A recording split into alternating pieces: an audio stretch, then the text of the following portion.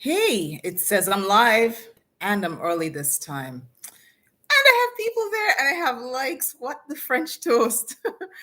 Good morning. So I'm letting the live jump on and begin. Make sure that people get on.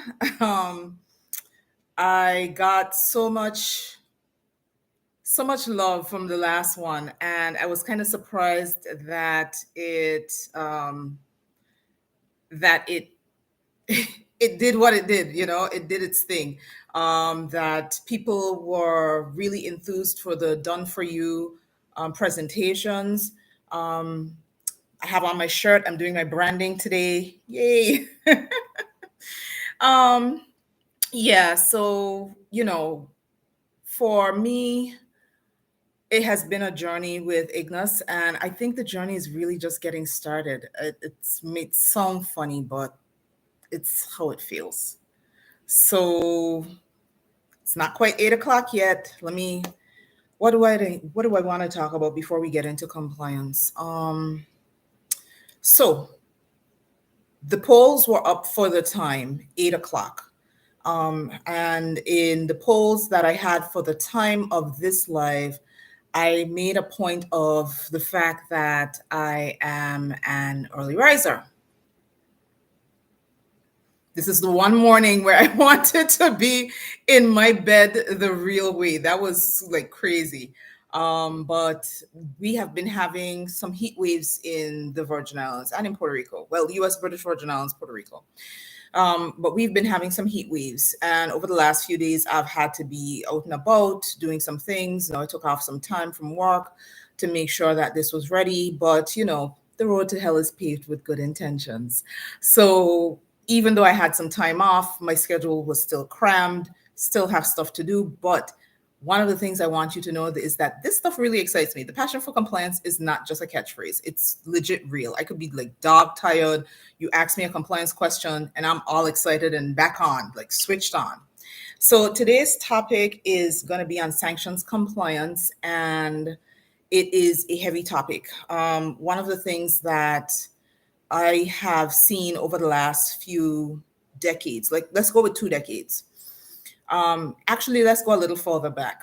So Muammar Gaddafi, a lot of people were only familiar with him at the latter part of his life, being labeled as a terrorist, but I was very familiar with him with the tragic events with Lockerbie, Scotland, plane bombing and plane crashing. And that was in the 80s. So I'm dating myself. Yes, I'm 24 with 22 years of experience. So I was familiar with the concept of terrorism from a very young age.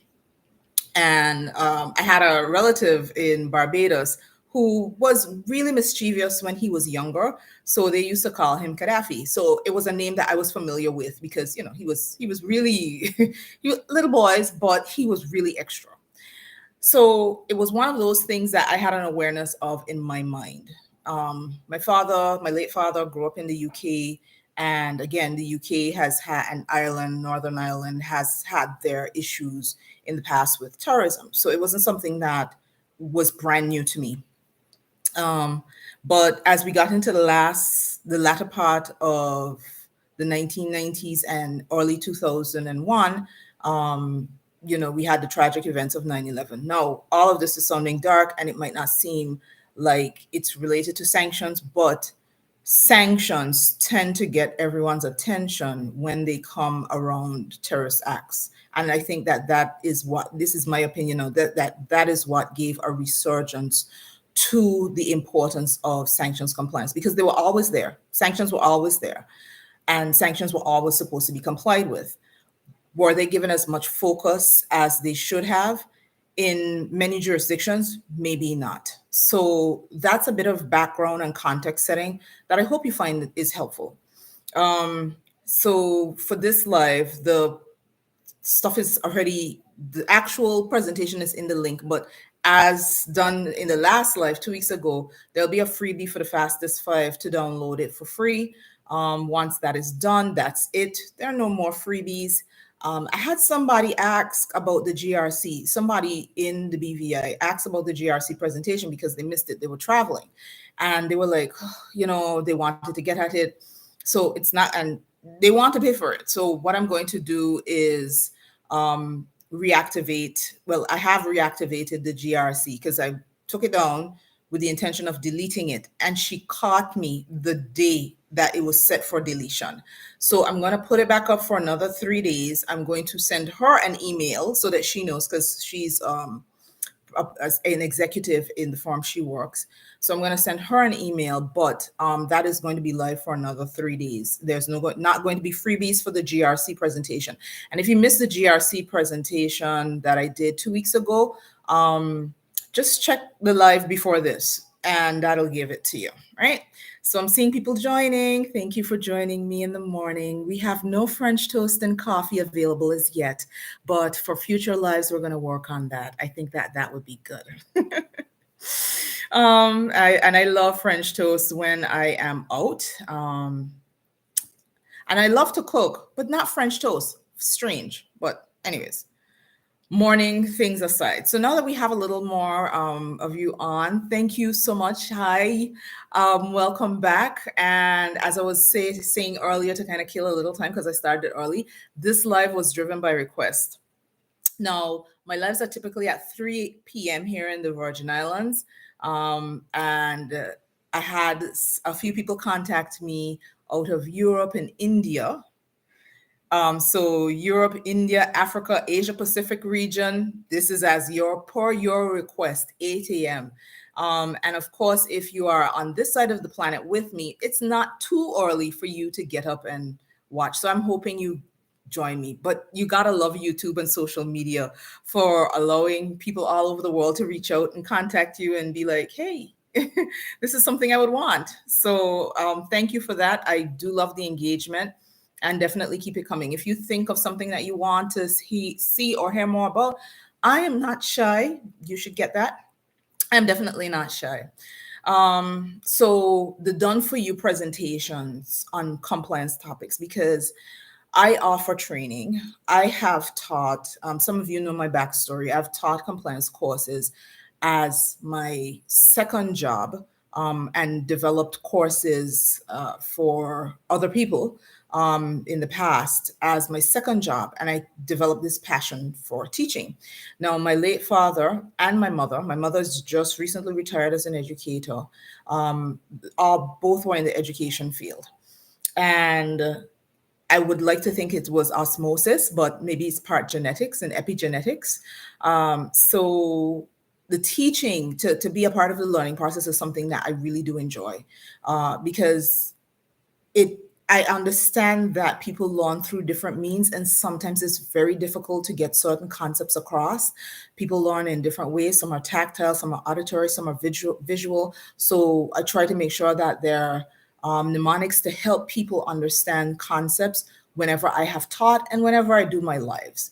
A few lives ago, I used the analogy of checklists. So I have checklists on the platform too that are tools that compliance professionals can use. And, a lot of regulators and compliance professionals would say that, it's not check the box, but checklists and checking lists have gotten a bad rap. Although to my mind, they still have the utility, because when when you want to get something, whether you do it on your phone or otherwise, you make a list to make sure you get what you need from the supermarket. But that seems banal, right? Like supermarket, someone like, really, I don't need a list. Pilots still use lists before takeoff, during the flight, and when they're getting ready to land, and after they land, they go through checklists to make sure that they don't miss anything. And even though some people have been flying for decades, they still use checklists. So that's just a little segue in terms of some of the ways that I think about developing some of the things that are on my platform. Now, like I said, I had a lot of engagement during the last live, and that was on the side with my LinkedIn profile. So I got a lot of messages there, and one or two on YouTube as well, and through some other places that I hang out. I'm sometimes on Twitter, sometimes I'm rarely on Facebook. But I put the choice up for polls, and it was sanctions compliance, suspicious transaction reports, filings, and like how to be effective. What was the third thing? FATF travel rule. And for a long time, it looked like suspicious transaction reporting was going to win. But then the sanctions came out like the dark horse and just like that was done. So they had a clear winner. And I was saying that with these lives, because I'm not actually going through the presentation, of course, I'm going to tell you some of the things that are in the presentation. I thought that the last live wouldn't be as long as typically how my lives would run, which would be about an hour. Boy, was I wrong because I had the engagement and I had a few things. So the link is in the description. Like I said, the cost of all the done for you presentations, no matter how much work I put into it, and a lot of work went into this, is $29.99. And that's practically giving it away. And if you're a compliance professional and maybe on the consultancy side and you're delivering the presentation where you're charging, you could basically use this presentation to deliver for at least $1,500 to $2,000 point blank. It has that much content in it. And in fact, this particular presentation could be split into 3. The last GRC presentation could have been split into 2, but compliance, like I said, is kind of heavy. Now, another thing that I noticed, and this is just before we get into the meat and potatoes the real way. Another thing that I noticed is that my subscribers continue to go up, and I am like, yes, I am almost at 1,000. I mean, okay, I'm not at 900 yet, but I'm close to 900. I'm almost at 1,000. If you can help me get there, thumbs up. I'm just glad to be at this point. Again, I remember when it was like 20 or 50 subscribers, and I was like, oh, it's happening, and it's still happening. People are still finding their way to my page. So I'm hoping to be able to bring even more content in the future. Now, if this is your very first time here and we have never met, welcome. My name is Simone Martin, and I am on a mission to help compliance professionals avoid missteps that I've seen a lot of them make in my career. But as the regulator, I'm administering the test, so I couldn't give them the answer then. But I could probably give you the answers now, and I often do. So I develop these resources to help you as compliance professionals be more effective. And my experience is not just based in the BVI or Anguilla. I've had multi-jurisdictional experiences, helping to draft FATF reports and an international standard for trust and corporate services providers. And I've played in a lot of other spaces, including IAIS, so that's the international standard setter for insurance business, and helping an unnamed country with their application process for membership with IAIS. And in general, boil it down, I identify as a non-conventional regulator. I mentioned teaching compliance stuff, but I also am a presenter. Let's go with conference presenter. So I've presented at dozens, I think I can say dozens now. Yeah, dozens of conferences, YouTube lives, different platforms. And so in my 21, almost 22 years of experience as a regulator, I've seen a lot. And it's been, sometimes it's a really rough ride, but I've also seen those well-meaning compliance officers make their own goals error. So the soccer analogy, you accidentally give the point to the opposition. And in soccer, as well as in regulation, when that happens, it can be an unforgiving set of consequences after. So before I get into more of it, let me get my disclaimer out of the way.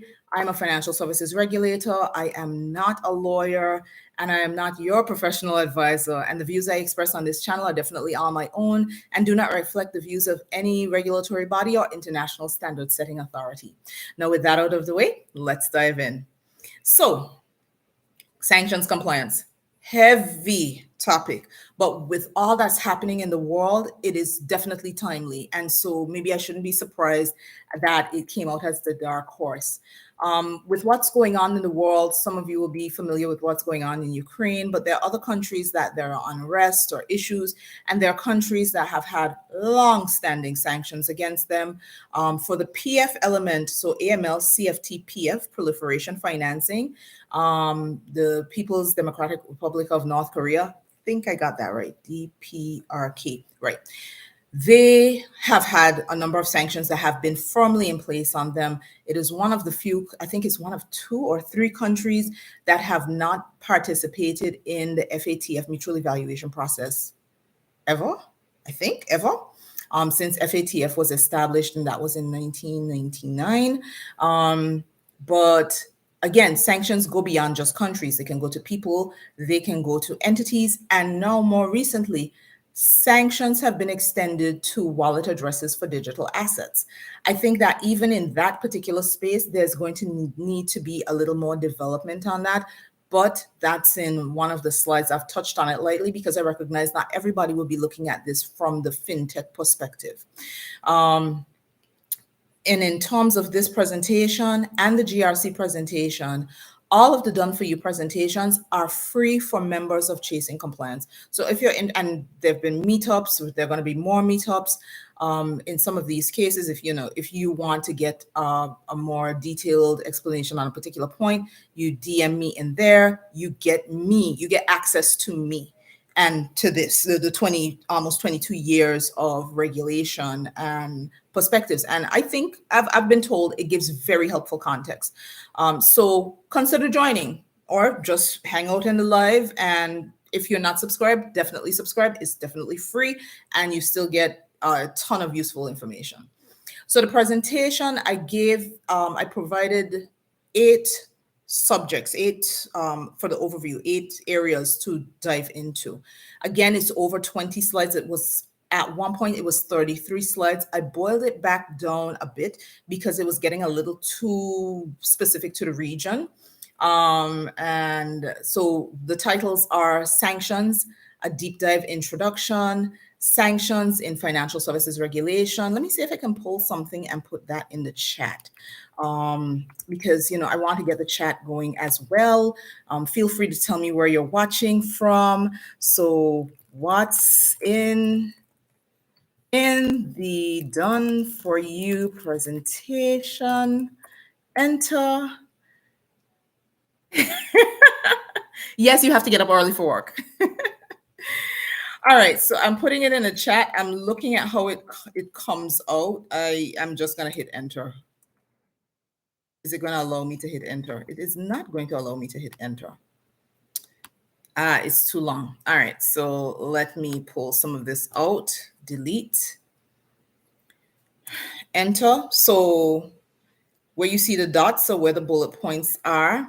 And let me go again to make sure that, I think that's where that got to.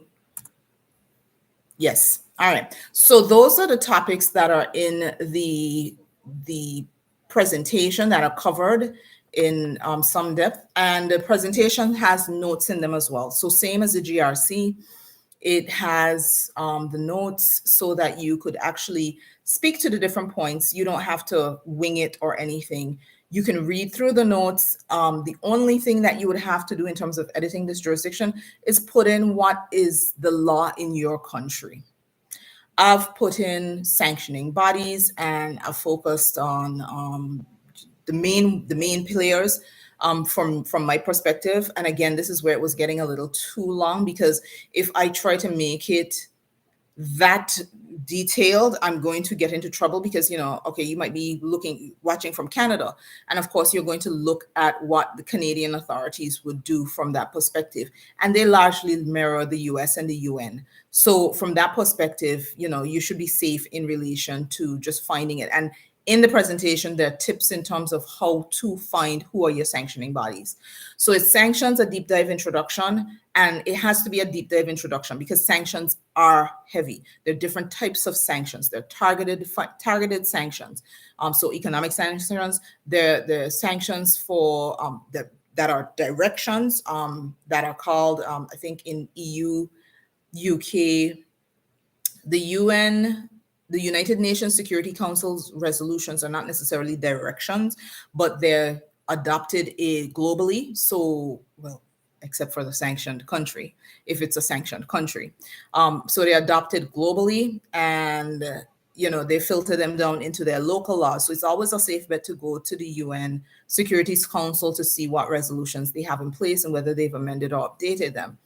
But as it relates to the deep dive, again, the different types of sanctions, it might be country, it might be persons, it might be wallet addresses, it might be that they're sanctioned with restrictions. So that means that you've been sanctioned. It doesn't mean that they freeze your assets, but it means that you have to seek approval and apply to the relevant authority within the jurisdiction where, say, your money is, to execute transactions. And why is that? So they don't necessarily want you enjoying all the riches and spoils of life, but they do recognize that, you might have a mortgage payment or something like that. Or you might have kids in school who were, who are innocent third parties to your nefarious conduct, or for whatever reason you might be sanctioned.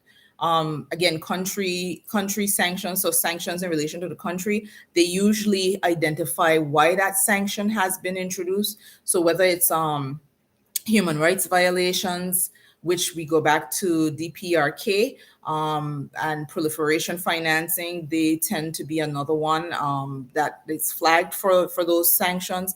And the sanctions can have they can have a lot of teeth in terms of really trying to address what is seen as threats to X.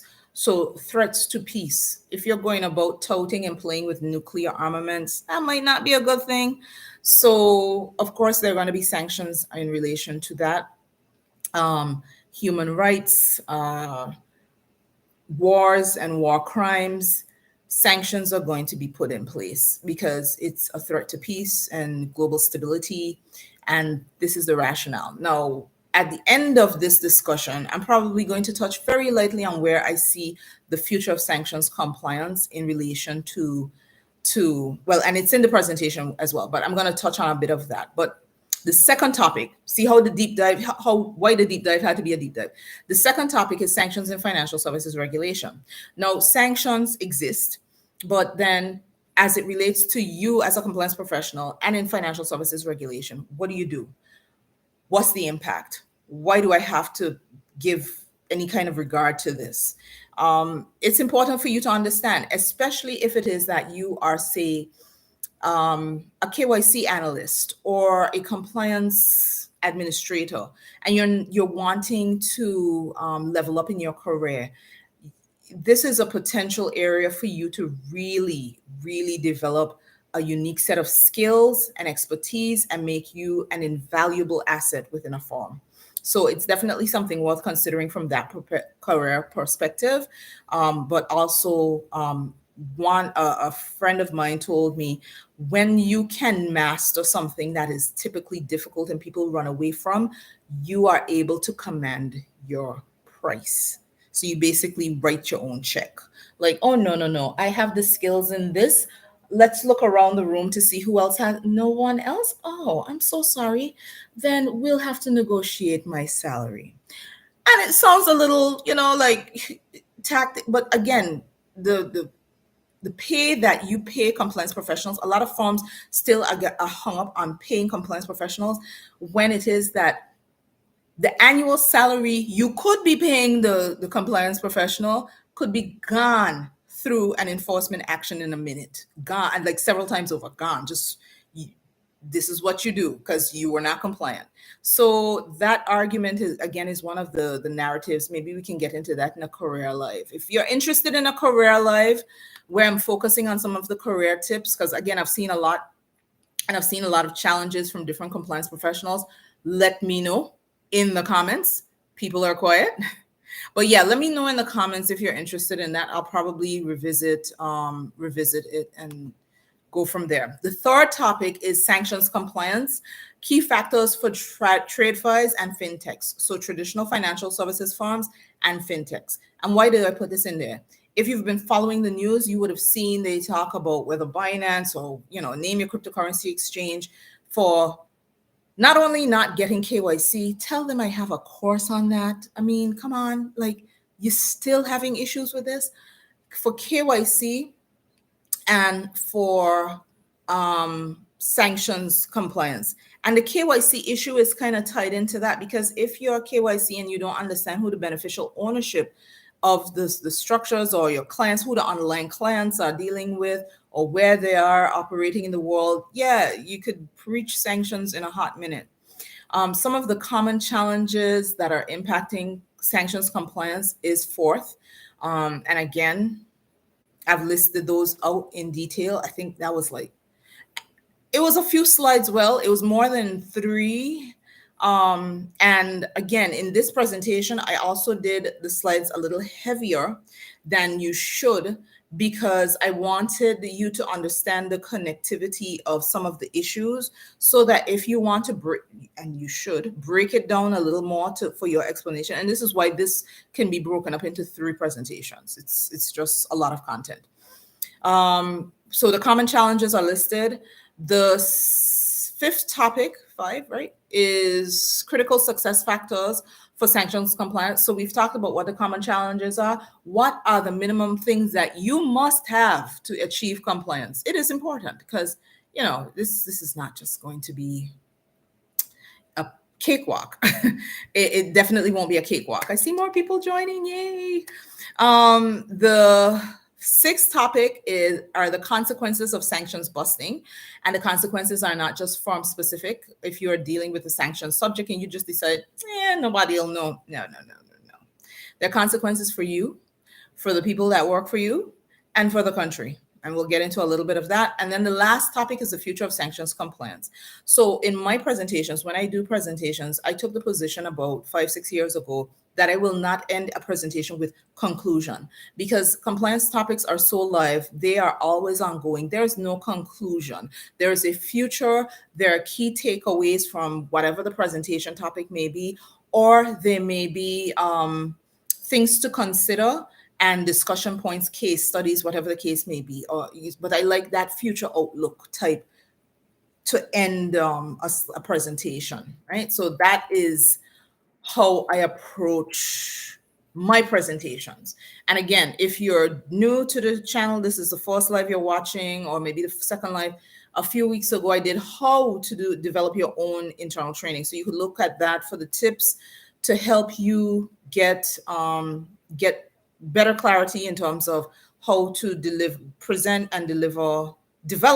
deliver your presentations.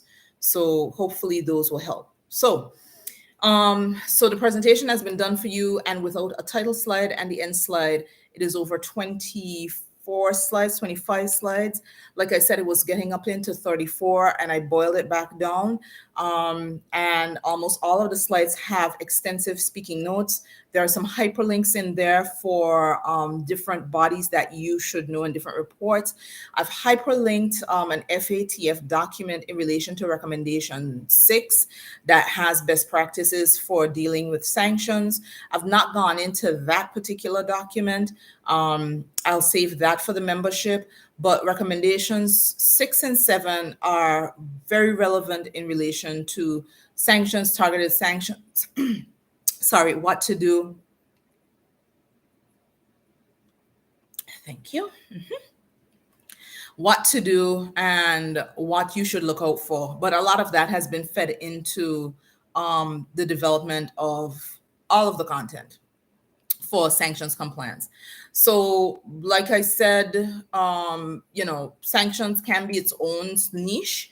You can develop an expertise on that, and you have a lot of opportunity to make sure that you can really leverage your career. Some really big firms, especially in the fintech space, are looking for AML professionals with sanctions compliance expertise because they need somebody who can respond very quickly in the face of, like, a sanction is issued today. This is what we need to do this afternoon.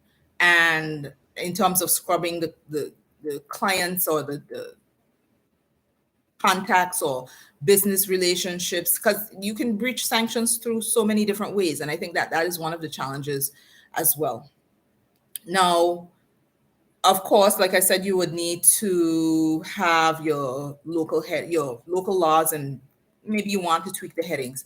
But let's look at the first 2 points for that were covered in the presentation. It is sanctions, the deep dive introduction, and sanctions in financial services regulation. Now, again, I made sure that sanctions was properly set out, defined, and I focused on the definition for financial sanctions. Of course, you can get into definitions for what freezing does, delisting, and all those things, because again, I went back to the UN Securities Council, I went back to FATF, but FATF is not a sanctioning body. That is in the presentation. And why is FATF not a sanctioning body? It's because FATF membership is essentially almost the whole world, whether directly through FATF or FATF style regional bodies, FSRBs.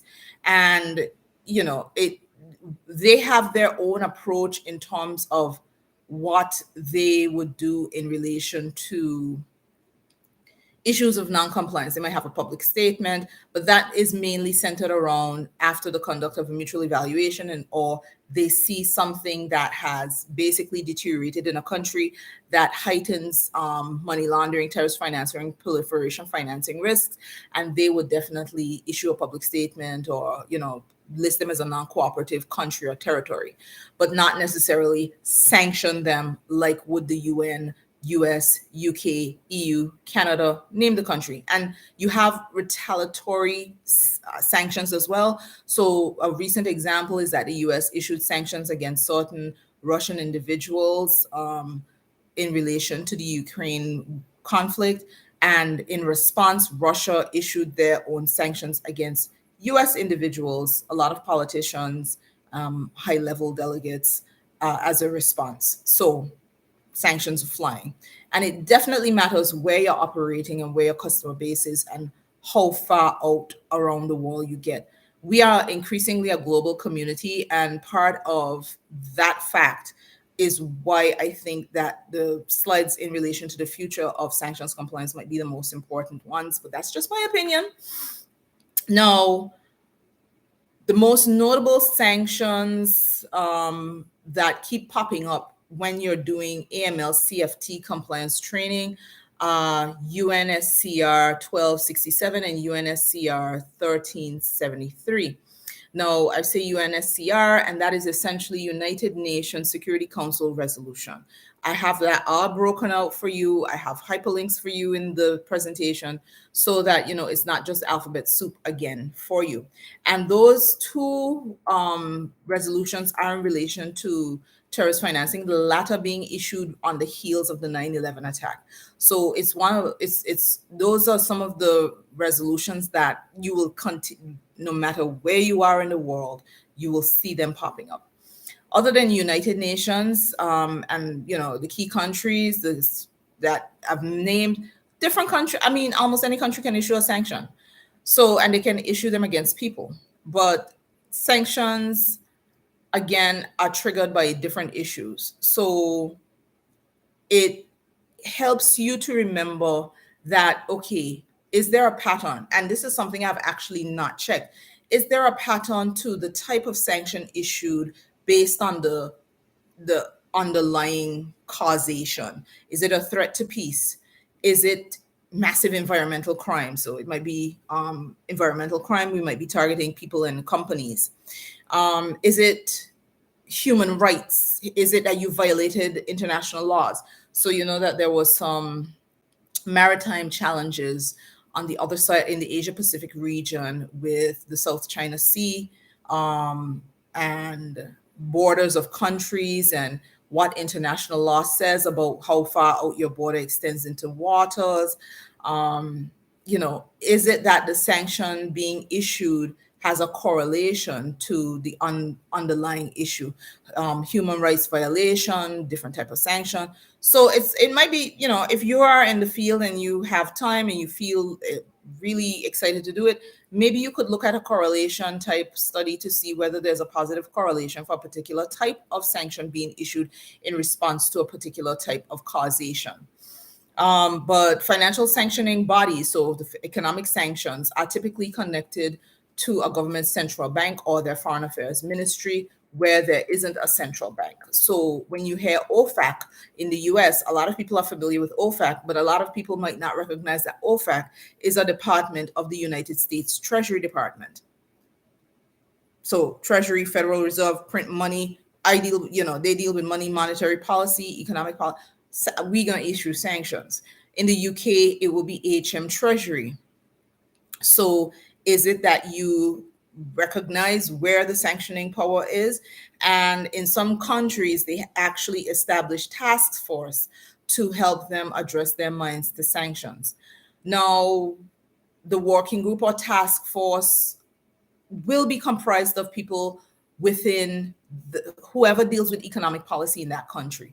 But if you're ever in doubt, you can go to of who is the body in a particular jurisdiction, go to the agency's website who is responsible for financial services regulation, and 99 times out of 100 is going to be on their website, and you'll be able to determine the nexus that way, right?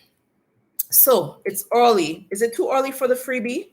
Let me get some responses. Let me hear what you have to say, because I got a link ready. I just need to know whether people are ready for it. I need to hear you in the comments, please, and thanks. Let me sit back and think. So while we're waiting for people to respond on the chat, maybe they're watching and maybe they're watching and doing chores on this side of the planet. I have my smart water. It helps.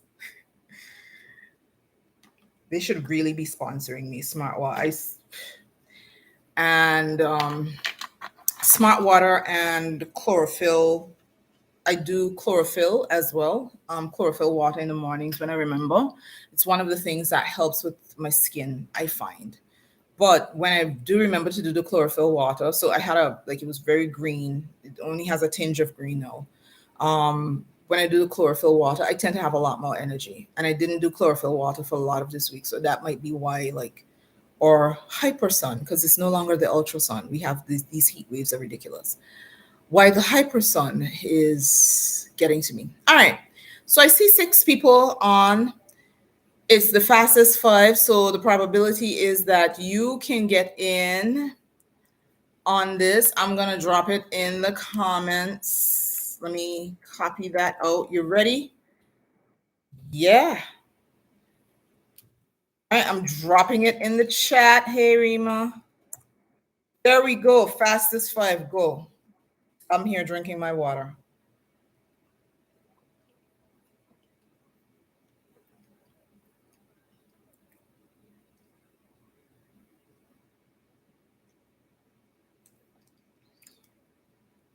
Fastest 5. I think you should get in. I think you'll get in, Rima. Everybody else is so quiet. It might be a few people on this side, 1 or 2 people on this side who are supporting me as well. But the link is there, people. So if you didn't get in on the freebie, I'm gonna drop the link. The link for the actual done for you presentation is already in the description for this YouTube live, but I'm going to drop it in the chat a little later to make sure. Let me just copy that out now to make sure that people get that. And if you're finding it helpful, you know what to do. Give it a thumbs up, share it with your friends. And I wonder, are you not sharing it because you are waiting for that that freebie to drop? Could be, it really could be. Survival of the fittest. So if you haven't done it, I see a lot of likes, but if you haven't done it, like the video. So yeah, this sanctions compliance presentation took a lot more work than the GMC. OMG. But again, I'll mention that members of Chasing Compliance get it all for free. And I definitely love the feedback. So, give me the feedback, please. Now, looking at the other topics, sanctions compliance, key factors for trade fires and fintechs. Again, the fintechs have been challenged with sanctions compliance, I think, because they had a very cavalier attitude towards compliance, or in the worst case, they really didn't have an appreciation for the fullness of compliance requirements when they were building whatever. So from DeFi to exchanges, from even to NFTs. And that is like one of the spaces. I didn't dive into that because I might do a blog on that. And I still have a bit of research. I was really researching NFTs early up in this year with the aim of minting my own NFT, so non-fungible token, if you are not speaking fintech. I wanted to mint my own. I know I have had one minted for me. And I don't have it in my hard wallet as yet, but yeah, the development of a lot of fintechs have had challenges in relation to sanctions compliance, whether because of a lack of awareness of the full scope and breadth of compliance requirements.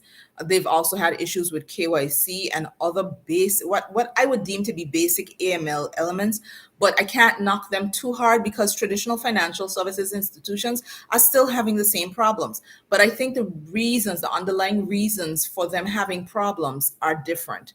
And why do I say that? So, of course, financial institutions would have been around for decades, if not centuries, and they would have been there, and the compliance requirements and regulations grown up around them. But you also have that coupled with the fact that they've moved from paper to digital.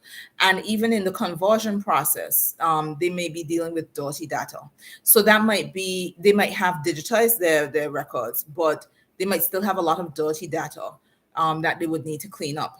For the fintechs, it might be that they didn't build the systems to develop, to consider some of these compliance requirements.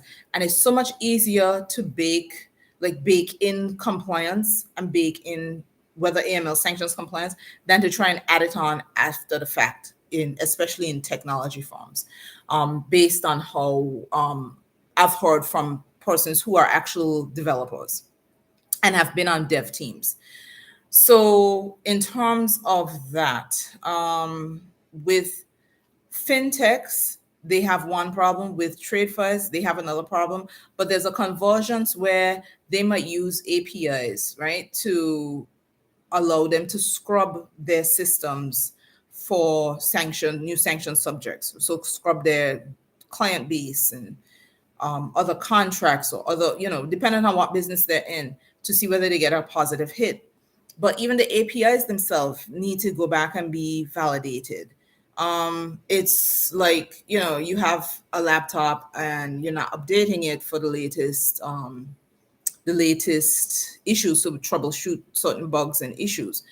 And if you're not doing that, then you could be having a false sense of comfort with that the APIs are working for you. They may not be working as well as you think.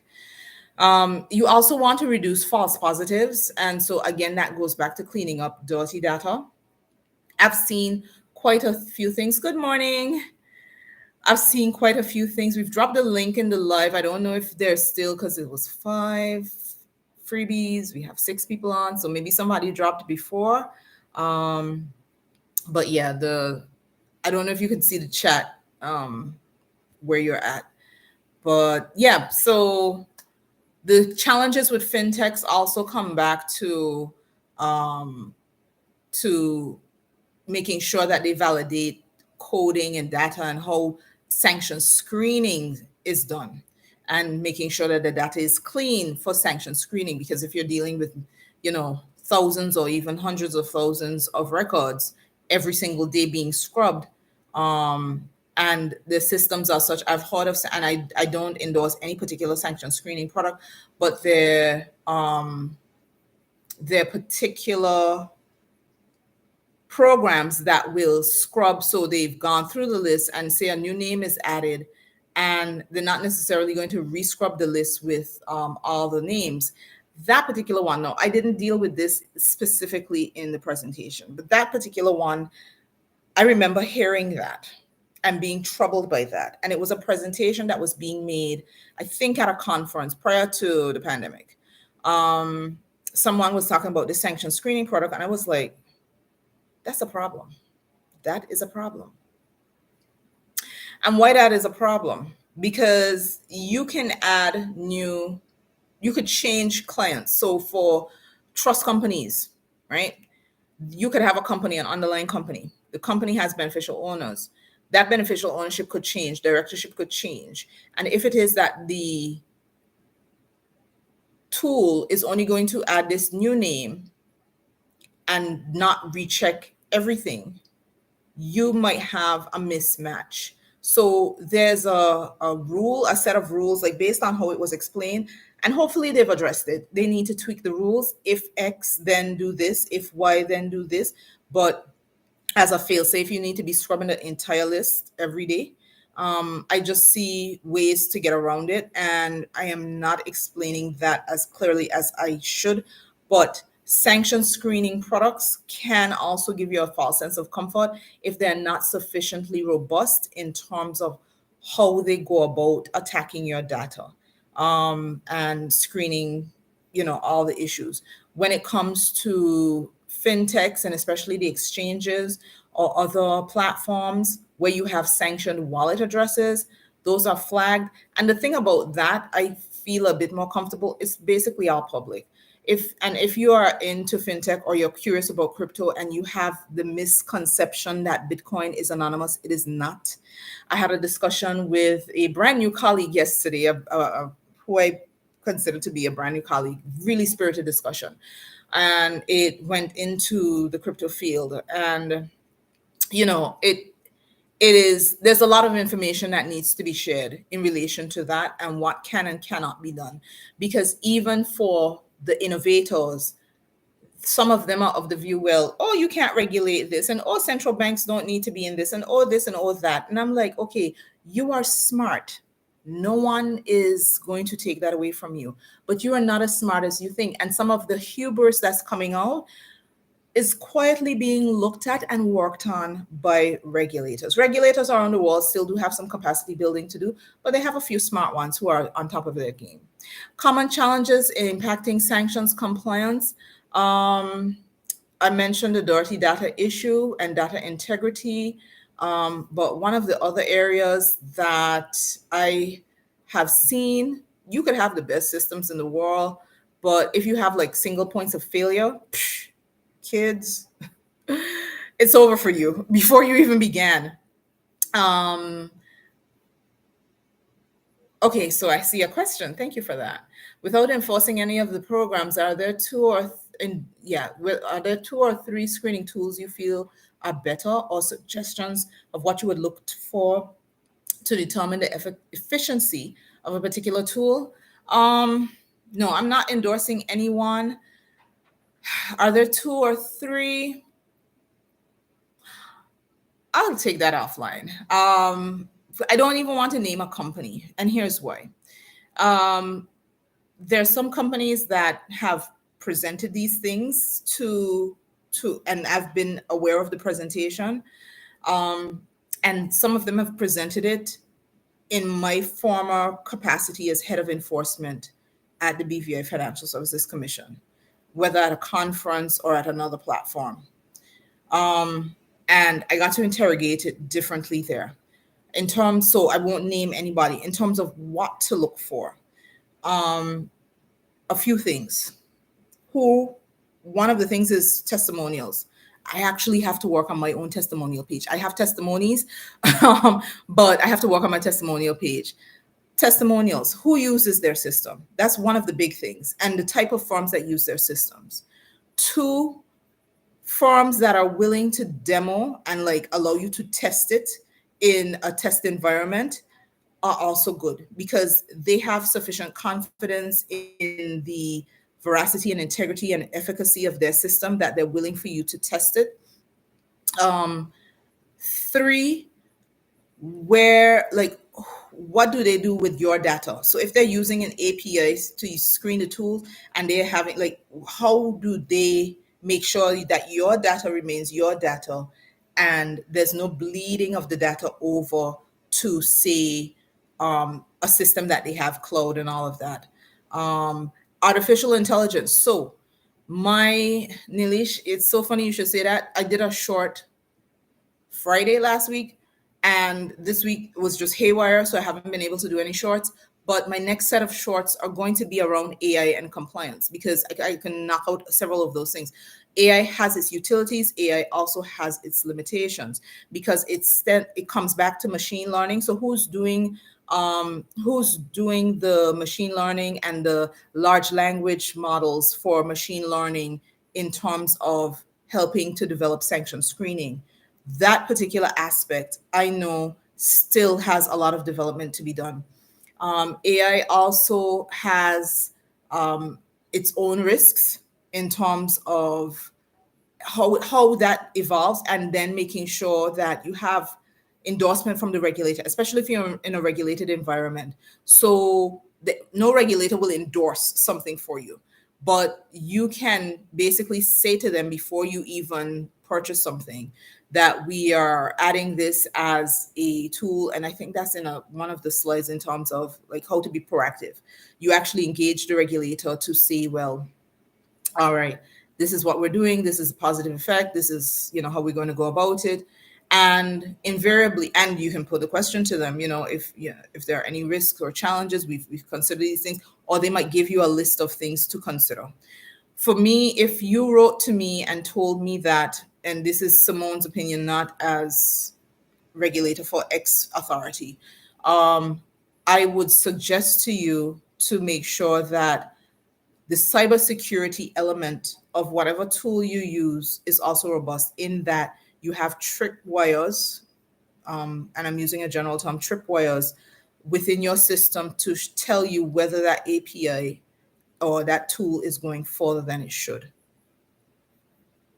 Because sometimes, and this is another thing too, sometimes you get third party applications, and then something goes wrong with that, and that's a gateway into your information for data leaks. Sometimes that's how data leaks happen.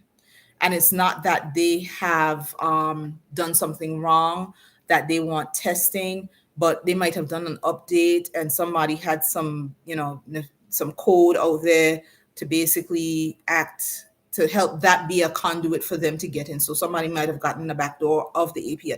So it's a lot of things. And in the presentation, it actually sets out that you do need to do intermittent checks on any of the screening tools that you're using from third parties.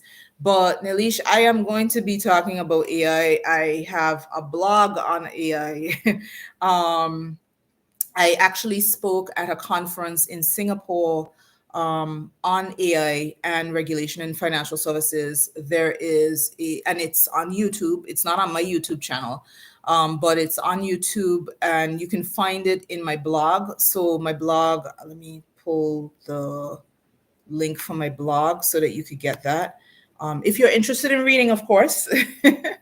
Yeah, and a lot of people don't know that I'm all over the place. My late dad was a technologist, so I'm all up over the place. So if you've never seen my blog, check out my blog.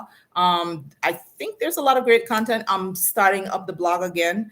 And so the AI and ethics, so the hyperlink for the YouTube video and some of my thoughts coming from that particular discussion around AI is in that video. And fun fact, if you didn't know, and why like AI was like right in my face, is that Anguilla is the home of the AI domain.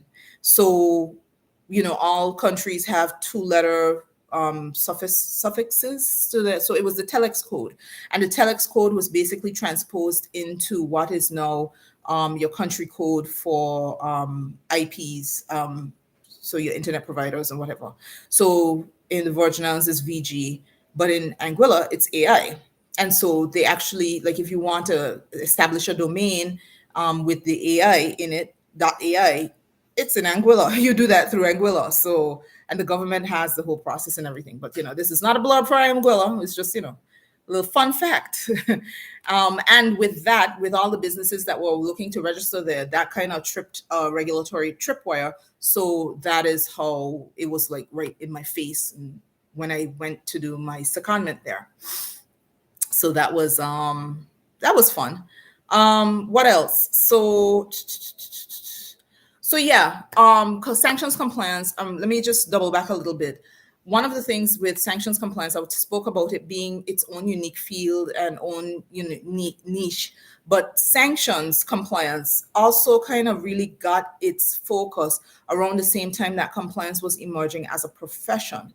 So I think that is why there's still sometimes a little bifurcation between compliance and sanctions compliance. And, then they talk about risk and governance and all these things, and they're creating these little silos. And I am always worried about silos because, again, if you don't have the overlap, because compliance is so all encompassing, you can miss stuff and still have non-compliance. But that's just Simone's view. So common challenges in compliance. So one of the lines that I have in there in the presentation is something that I actually stated in that presentation that I delivered, that conference I spoke at on AI, where they talk about data, dirty data, and being data dark. That is in the presentation if you so choose to get it. But there was a saying that, oh, data is the new oil, and I prefer the opinion of Chris Humby, and I've put the name in so it's not plagiarized. You give credit where credit is due. That data is the new nuclear power, and I like that particular analogy because, oh my gosh, data now, like misusing data can have cataclysmic consequences in like that, like basically, boom, data out, and it's like what the French toast just happened. And the cleanup is just as difficult if you have something going wrong on a nuclear level. Um, so again, the dirty data is a big issue, a huge issue. And legacy firms or fintechs who were rushing to get to startup and launch, but didn't really make sure that they paid close enough attention in terms of what data points they were capturing for clients or business or even within their smart contracts, are going to have a problem with compliance and sanctions compliance. So yeah, data integrity procedures. This is another one that I've seen in different places. I've heard the discussion. You have to have a full view of possible areas that you could have risks. So one of the areas that, and it's no, this is not in the presentation. And go right ahead, Rena, because that used to be my swear word in the office. And I did use real profanity sometimes when it was warranted. But I used to be like, what the French toast? And people would be like, something is starting to go off the rails there with Simone. We should back up. Because if it goes beyond French toast, then it's really bad. But yeah, so data integrity.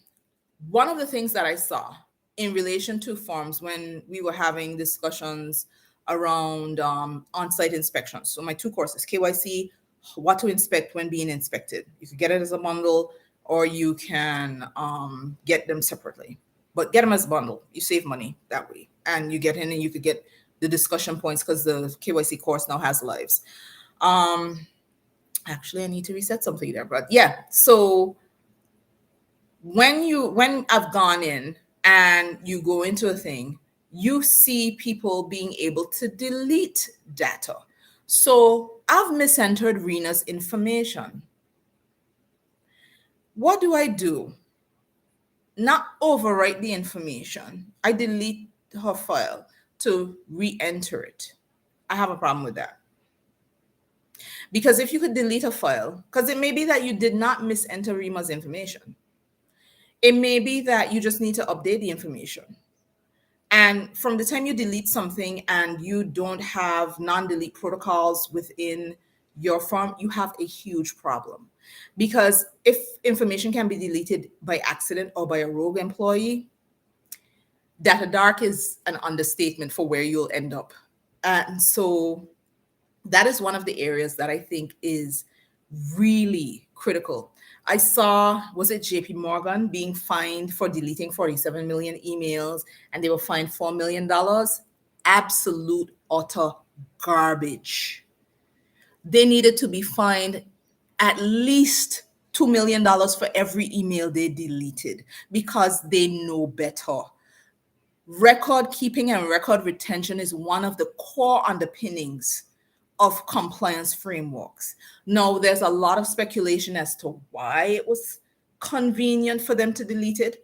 But with all of that being said, and for me, and the average person, and this is like, this is my moment to get passionate. For the average person, they might be like, oh, $4 million. I'm like, no, honey, darling. I need it to be like $250 million for them to really understand that you need to maintain your records and any kind of shady shiz that you're doing to basically get around the fact that you need to produce certain information is not going to fly. JP Morgan, $4 million, that's a rounding error for JP Morgan. And any firm that does that, I mean, it doesn't really encourage anybody to hold up themselves as being extra compliant, because JP Morgan can get away with it and they just pay $4 million. No, but if it, and so that's not a dissuasive fine for JP Morgan to correct that. And I don't care if they deleted it. JP Morgan is supposed to have all the best backups on the planet based on things happening around the world. They're supposed to have I know Jamie Dimon. Jamie Dimon is a slippery one too, you know. They're supposed to have the best backups on the planet. And even if they say they deleted, I don't believe them. I want to see your backups, because you back up your email server files differently from how you back up your client, your operational server files, and all of those things. I expect JP Morgan to have rooms and like server rooms and cloud storage and backup, and spend millions of dollars on their cybersecurity and IT systems for you to get fined $4 million for deleting emails. Garbage. That was willful. That was that's my opinion. That's my opinion. But I feel it was willful, and I felt that that needed to attract a fine of no less than $100 million. A quarter of a million would have made me satisfied. I would have been a quarter of a billion. Sorry, would have made me satisfied. I would have been like, okay, maybe people will understand how serious record keeping and record retention is. But $4 million, that's a joke, an absolute joke. Off my soapbox. So yeah. So what else do I want to say? The future of, yeah, it's over an hour now. So let me just ooh, my tummy's growling. I probably do need some French toast. Um, right. So let me just skip to, oh, one critical success factor for compliance, right, is that KYC capture. And again, this is in my KYC course. You look to the name, you look to place of birth, you look to nationality. Let's just stop at nationality. So 3 points. In the capture, and in my years of doing on-site inspections, very few times have I seen the data capture of other jurisdictions, so other nationalities, especially when you have citizenship by investment, which has its own ills. If you want me to talk about that from all of the troubled parts of, right, let me write that down actually, because so I have, so all right, so I was drinking my water, chlorophyll water, helps energize you. But I also have my niacinamide. I'm not endorsing, or but the ordinary is awesome.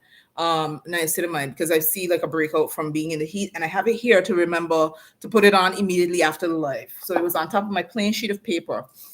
But if you want me to get into citizenship by investment,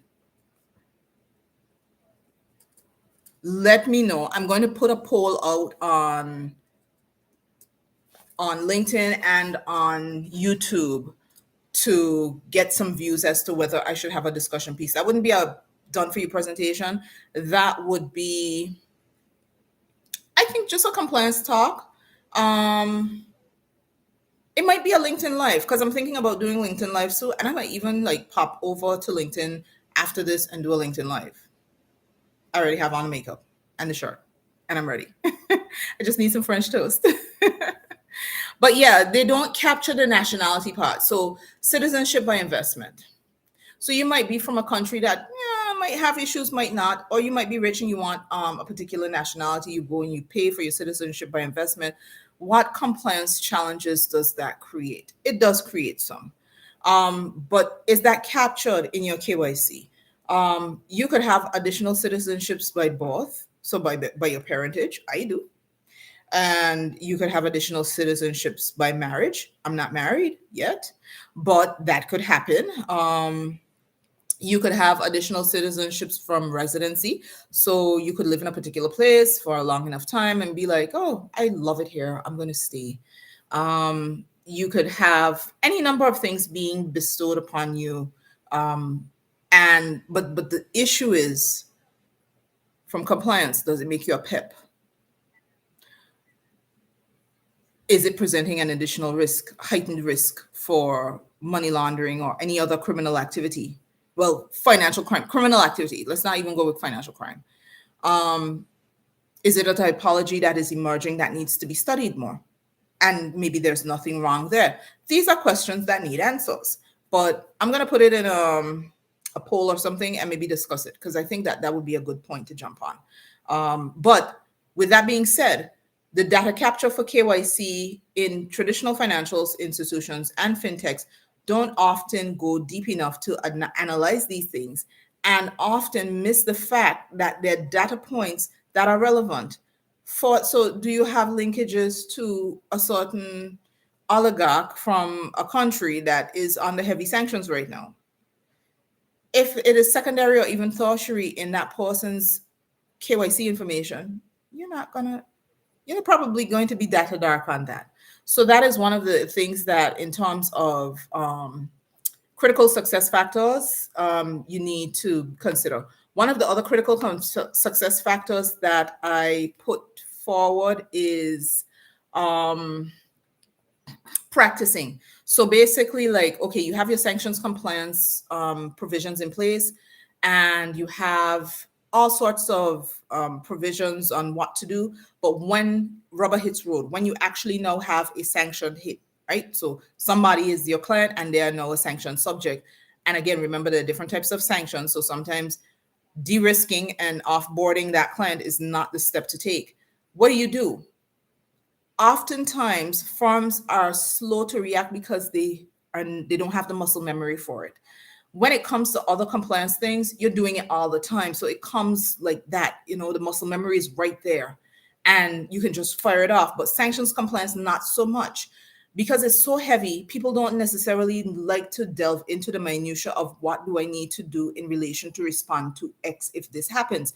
But it would be worth your while to do a few practice runs in terms of what to do, what to file, who to file it with, and have that as a mini training within the compliance division to make sure that they are ready.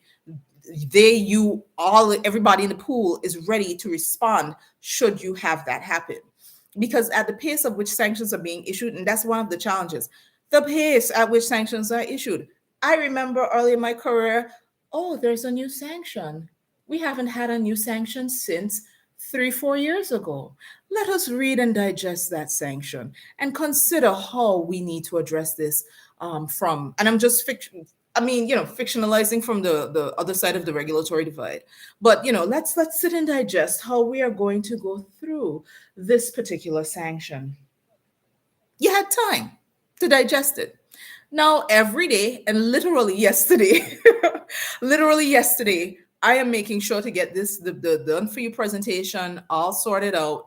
And while I'm there, an email comes through. Who is the email from? HM Treasury, new sanctions issued.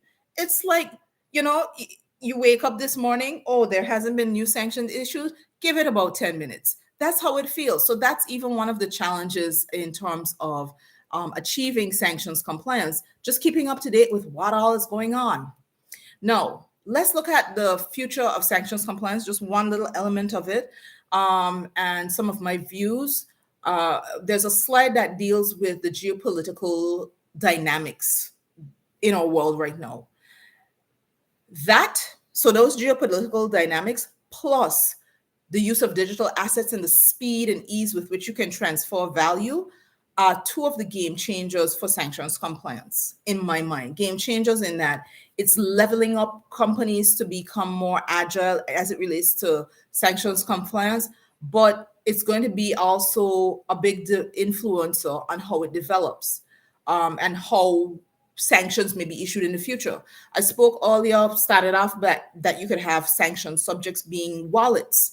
And the US, in this slide, there's a element in terms of the consequences of breaching sanctions, even if you're not within the US, because payment rails as they exist now are largely dependent on the US dollar and US correspondent banking system, that even if it is you want to transact with someone and you're not in the US, you are not a US company, you don't have US clients, nothing, but the fact that it has to go across to a US correspondent bank, you're out of the game.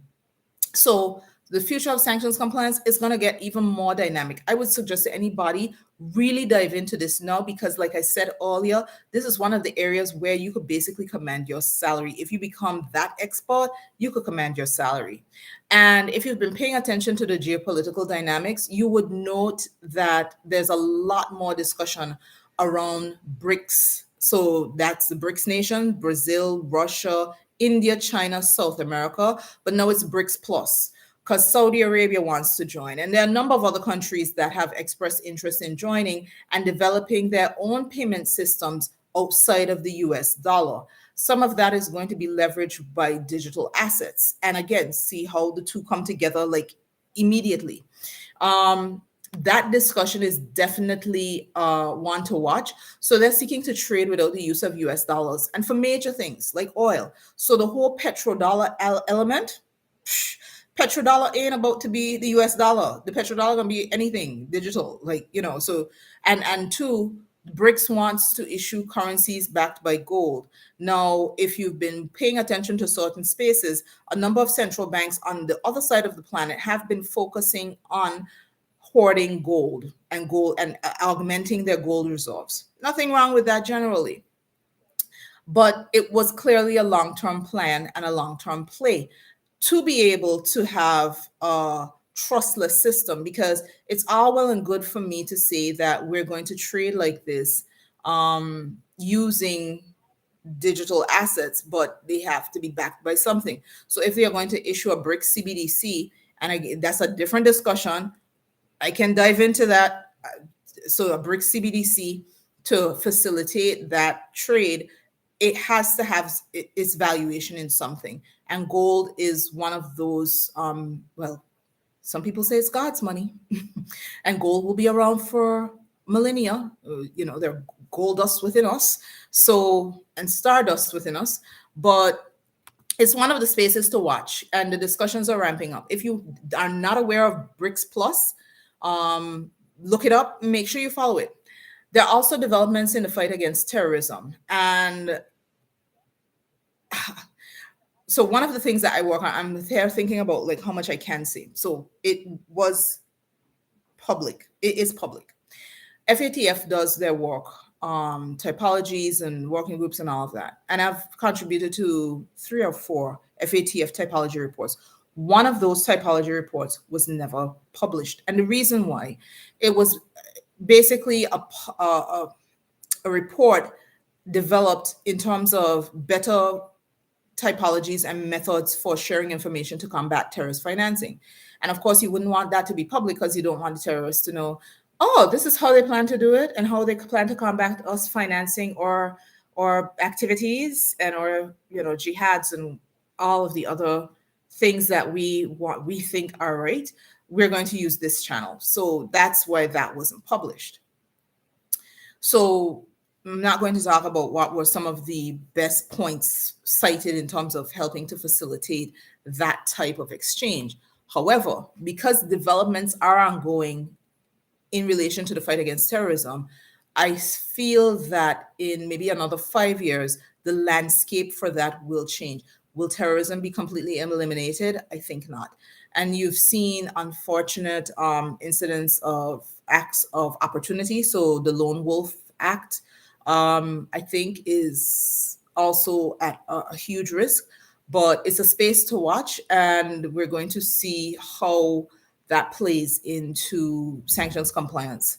And in relation to the Lone Wolf and CBDCs, there might be some connections there that some people will call them conspiracy theorists, but there are a lot of people who have been called conspiracy theorists over the last 2.5, 3 years who've been proven right.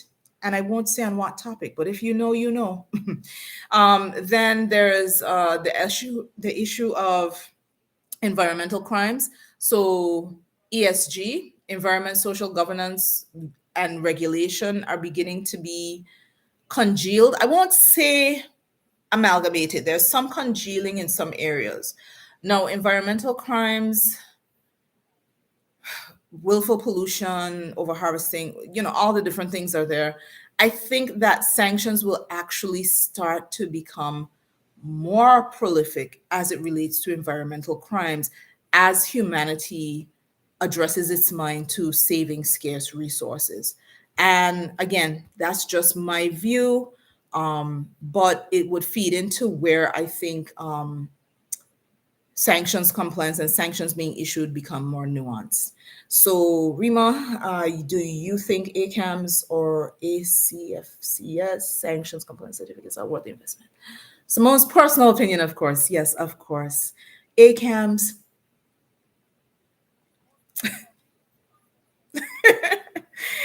Oh gosh, and it's not to throw shade at ACAMs, but I'm not.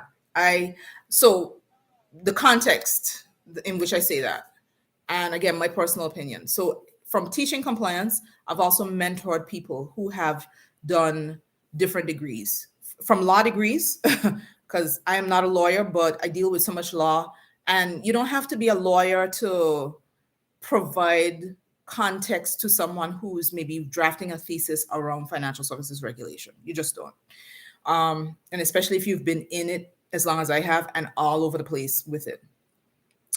The ACFCS, I am less familiar with that. I will look it up, but I can tell you off the bat, the first one, I don't get warm and fuzzy feelings about it. But they're so very popular in the US. And so that is the leaning. And I have I have had some very harsh views about ACAMs, to be really frank and honest. I've not yet seen anything to dissuade me. Um, with that said, I've not looked that recently, but I'm feeling warm and fuzzy about it, Remo. That's the honest to gospel truth. ICA, I find has so ICA are the courses that I've taught, but again, I've mentored people doing ACAMs. Um, ICA is better, and ICA also has a partnership with the University of Manchester. So no endorsement, even though I've taught their courses, I have been critical where I needed to be critical. For example, with ICA, they took away the exam component. ICA, so International Compliance Association of the United Kingdom. They have a partnership with the University of Manchester, and with some of their diploma programs, you could do their diploma programs, and then yes, I see you could get fast, kind of like that helps qualify you towards a study of a particular degree at the University of Manchester, which I quite like. So if that is an avenue to take, like if that's something that's available to you, it might be worth considering. I personally like that approach, because you could get the experience while you're doing the qualification, and then you have a shorter time at a university. And now, after the events of the last few years, I don't know if University of Manchester has an online program. I've not checked it out. Like I said, this is not an endorsement for them because I've taught ICA courses, but it is. I don't see ACAMS doing that. And I don't know that they can do it. That is a question. I also see a number of universities in the US wanting to augment their compliance offerings. And I'm a bit worried about that, because I'm in work. I've been in working groups that are, a lot of people in the U.S. And when you get into the discussions, it's Sarbanes-Oxley, and it's this, and it's that, and and it's the feds, and OFAC, and FinCEN, and thing. And I'm like, and then I will say to them, I am so sorry, I don't care. The rest of the world works with different things. So while you're talking about Sarbanes-Oxley, understand that the underlying trigger was a global financial crisis or banking crisis or all of that. So don't just say Sarbanes-Oxley, because if your audience is not US centric, then that means nothing to them. But there is an underlying causation that can be distilled and can be tied to the different jurisdictions and different parts of the world. So in a course that I one of the courses that I taught, I go through, and it's not even in the ICA curriculum, but every ICA course in compliance that I have taught, AML compliance, governance, risk, and compliance, I've taught a few of them. I go through the evolution of regulation and compliance frameworks in the BVI with a timeline, and I would draw it out on the board. Like I say, I have a whiteboard. I've got me a whiteboard, And again, because I used to teach, I had all the markers. I like a lot of color, so it's not just black marker on the whiteboard to, people, and I teach it after work. So people are probably like, tired and all that. So I like to keep it colorful and make sure, it impacts, because, visual learners, and speak to the issues. But I did a timeline, and I would snake it. And so at the start would be the start of a decade. The curve would be a 5 year. You'd go to the next decade and all of that. And along the timeline, I had the different colors in terms of global event.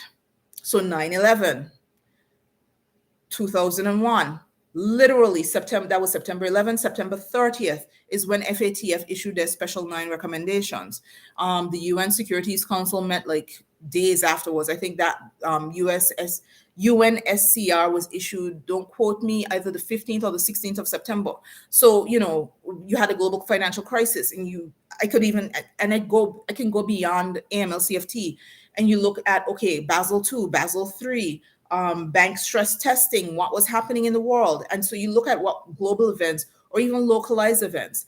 And when they had a global financial crisis, and I could go to be EU specific and talk about the AML directive and Directive 3 and all of that. But then when you had the European crisis, and Mario Draghi, who was the former head of the European Central Bank, got up and said, like, I will do whatever it takes to make sure that the European banking system does not collapse.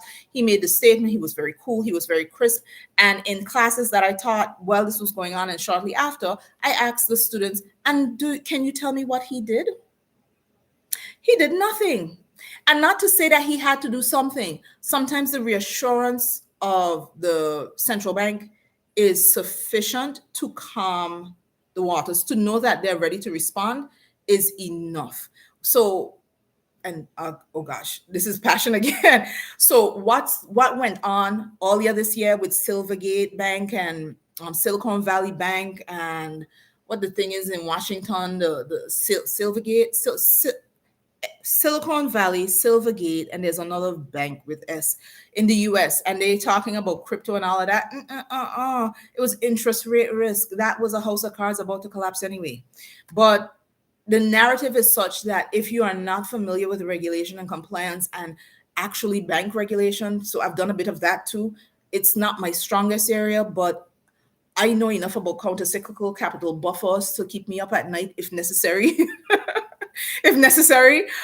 So if you don't know and you hear these things, and it's like, that's really a narrative you're pushing there, US, and this is Simone's opinion, but that's what I'm taking away. And so I'm sitting here on my little corner of the planet being like, I see you. So yeah, so the future of sanctions compliance is going to evolve to be more nuanced in the face of all these things. And to me, I think sanctioning bodies will be pushed back against, because they may be overusing them. And some people are saying that that is part of why the BRICS nations are pushing to move away from the US dollar. The US being, seen as the police of the world, and, for good or bad, that has consequences. And, I'm not giving an opinion to that, because guess what? The BVI uses the US dollar. But there are consequences to that. And so you have BRICS Plus and all of that. I'm thinking I went really long, but this was really good. I'm thinking maybe the next live at 8 a.m. Could be possible. Last slap roundup. If you have any questions, let me know. So like I said, the presentation has all of the kit and caboodles for you, hyperlinks in there. The sanctions compliance bit, it was heavy. The sanctions done for you presentation is, you know what? I need to do a QR code for the next live, so that like I'll just hold up the QR code and you can scan it. Putting that in the chat again. And again, it's not just the done for you presentations. It is the blog. It is the membership. It is so much more. And, let me put the link to the membership here, because, oh, interesting. Wonder what's going on there. Something just came up on my text. I'm dropping the link for the membership as well.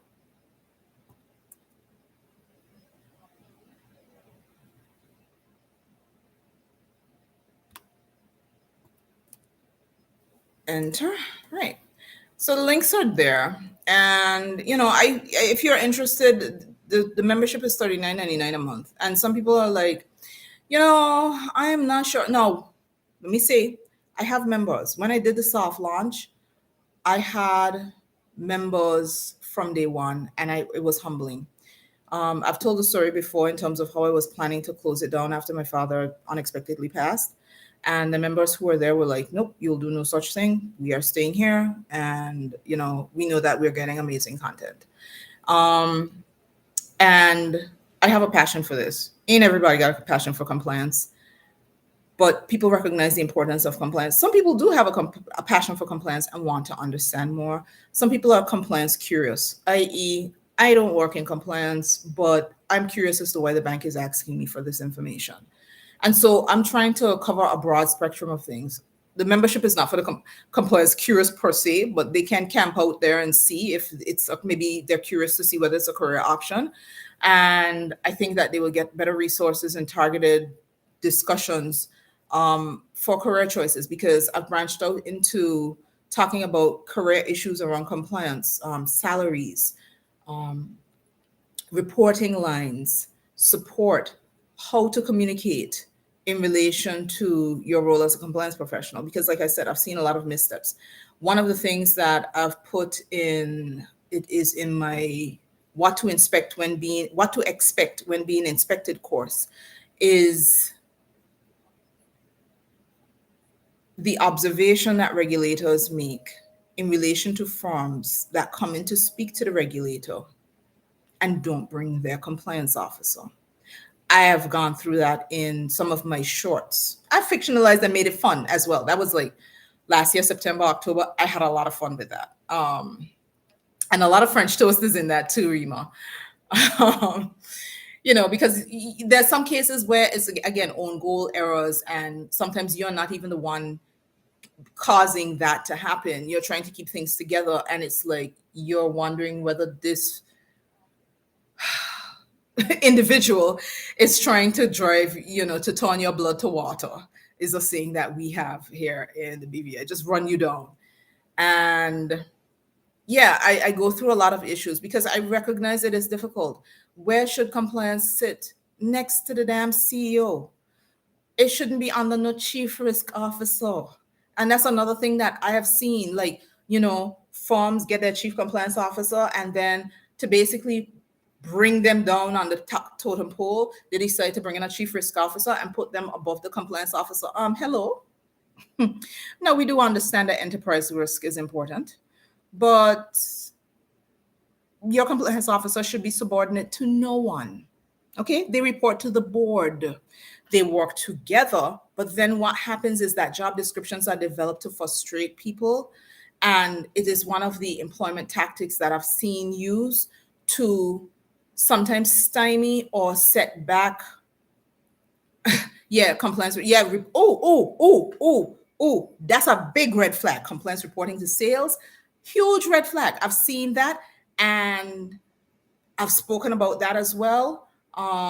But yeah, those are some of the issues that I speak about and give like my views. So chasing compliance is a space where you can ask me some of these things and I could have a very frank response, because it is in a closed forum. It's not public. And there are things that I can share there that I can't share here. With all my waivers and what have you. So, again, it wasn't meant to be a sales pitch for chasing compliance, but it's what I've seen over my lifetime is just wild. And what I realized, I've seen a lot more than other people who have been in my career even longer than I have. So I've been fortunate in that respect. I can tell you there were times when I didn't see it as being fortunate, but I am doing my part to help people, because compliance, it's one of the areas where you can't win on your own. I don't care how brilliant you are, you cannot win on your own. And if you want to win at compliance, chasing compliance. And why chasing compliance? There's some regulators, and I've had this. I do know that I get into fight with other regulators around the world. There's some regulators who are of the view that firms can achieve 100% compliance. My response to them is we will achieve 100% compliance the same day we achieve faster than light travel. Warp drives. When warp drives are a thing, 100% compliance can be a thing. But until then, I ain't seeing it. So, those are some of the challenges that I think compliance professionals have, recognizing that, it's a busy job. Take every advantage that you could get. I think I could help you with some advantages. So I get off my sales box and my soapbox, and I'll end it here. Thank you so much for joining me. Share this because now you've gotten in on the freebie. So share this with anyone you think would find value. Um, let's see. It is the 8th. I think I don't know what to do yet. Whether I should come back next week and have a chat about that KYC citizenship for investment, and that won't be a done for you presentation, or do that Thursday night. Yeah, we'll have or do it LinkedIn Live. We might have a lot going on. So stay tuned. Definitely follow me on LinkedIn. The link for my LinkedIn page, my IGNUS LinkedIn page, is in the description below. So send that to your friends as well. The channel is at 895 subscribers. Help me get that to 1,000, please, and thank you. I think that I have something to say. And I think that other people would be interested in hearing that. But I thank all of my subscribers for sticking with me, new and old. Thank you, thank you, thank you, thank you, thank you.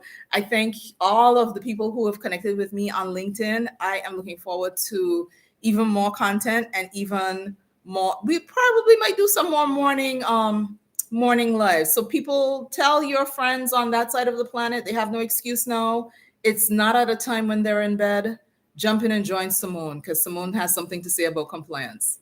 And with that, I am going to end it here. Thank you again, and I'll definitely catch you in my next one. Bye, guys. Thanks, Remo. Have a great weekend as well.